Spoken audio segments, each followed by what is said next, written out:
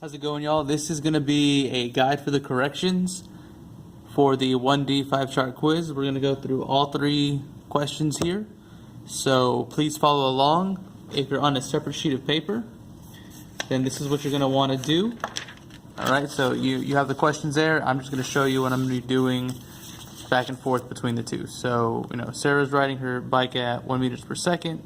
These are the things you wanted to emphasize when she noticed in the distance a shirtless, muscular Rigoberto waxing his car in a driveway. She increases her speed by 2.5 meters per second squared. That was an acceleration. This was a velocity. Over 4 seconds, that was time. How far did she travel during her acceleration period? Well, since you have to do this on a separate sheet of paper, you're going to need to draw your own 5 chart. It's not too hard. Just make sure you have, the individual sections. It's not going to look great, but it's okay. A and T, right? So, based off of our underlined segments, we were looking for how far. That's a question mark. You told us she was riding her bike at 1 meter per second. Then it said she increased her speed by 2.5 meters per second squared. That was an acceleration. Over 4 seconds, which was our time, which means final velocity didn't matter. Now, in terms of drawing and labeling our velocity vectors, I wanted to start with B just so we could have all that information there. A, okay, draw and label our velocity vectors and acceleration vectors. Well, since we're speeding up, we need to have 2 arrows that go in the same direction.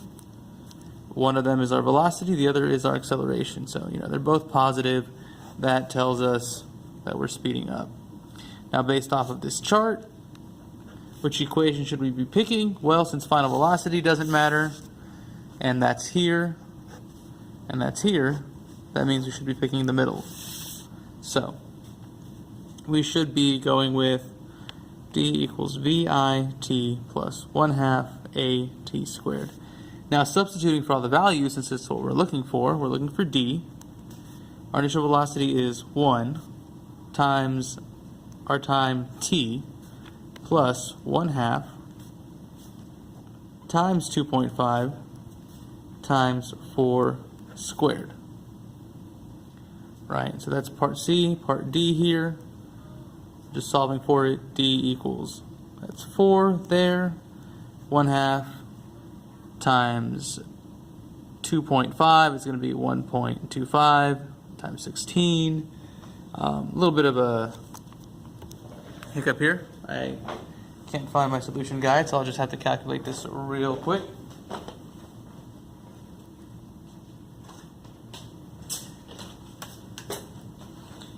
But in any case, if we take our calculator, plug all of that in, 1 times 4 plus 1/2 times 2.5 times 4 squared will give us 24. That component is 20, so D equals 24 meters. All right, that's everything. There's D, there's C, there's A, there's B. That's all for part 1. Part 2. Okay, Michael is illegally street racing in his neighborhood. He speeds down the street at 35 meters per second.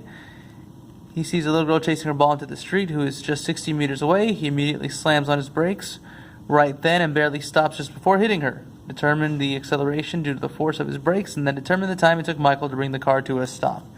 So the important information here is our initial velocity, 35 meters per second. He sees a little girl chasing her in the street who is just 60 meters away.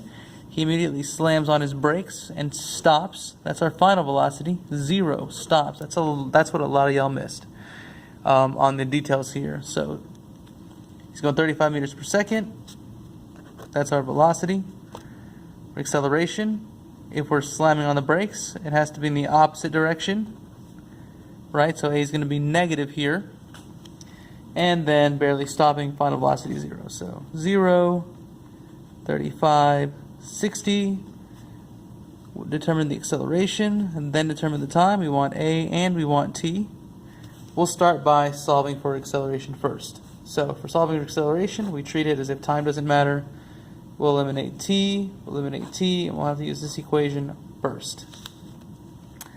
Right, so going on from that, Solving for all of these details there, VF squared equals VI squared plus 2AD. VF squared was 0 squared equals 35 squared plus 2, solving for A, and this was 60. So, common mistakes, a lot of y'all just try to combine 35 squared and 2 times 60. Let's just keep it nice and simple. 0, 35 squared is going to be 1225 plus 2 times A times 60 is 120A. A lot of people made a common mistake here. They added 120 plus 1,225. You can't do that because it's got a variable here. We actually have to move this guy over. Since it's positive, we'll move it over with subtraction. Subtract on both sides. We get negative 1,225 equals 120A. Now we divide both sides by 120.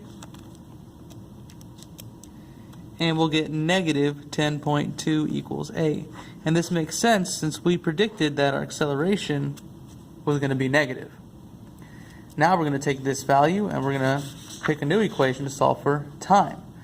Well, since we now know that acceleration is negative 10.2, we can pick any of the 3 equations to solve for time. That allows us to solve for time. So it's either number 1 or number 2. Well, since number 1 is the shorter equation, let's pick equation number 1 here. Let's go with VF equals VI plus AT.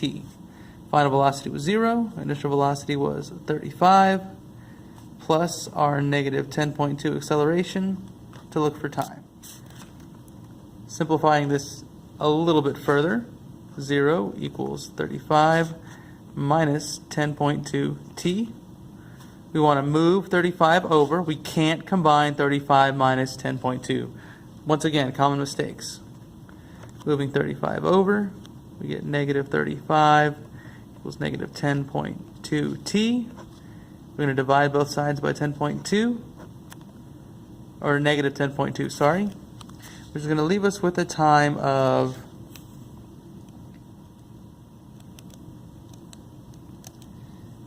3.4 approximately. There's our time. Okay, so make sure that you translate this information onto your notebook sheet paper. Draw yourself your 5 chart, give yourself your diagrams, break it all down, part A, B, or A, B, C, and D on your corrections component.